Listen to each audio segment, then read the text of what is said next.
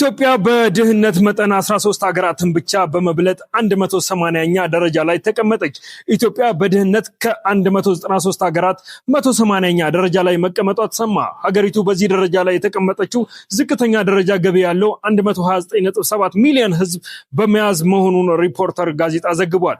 ይሁን እንጂ ከሁለት ሳምንታት በፊት በፓርላማ ተገኝተው ስለ ሀገሪቱ የኢኮኖሚ ማደግ ማብራሪያ የሰጡት ጠቅላይ ሚኒስትሩ ዶክተር አብይ አህመድ የኢትዮጵያ እድገት የሚዳሰስ የሚጨበጥ እድገት ነው፣ እንደዚህ ቀደሙ ያለ የቁጥር እድገት አይደለም።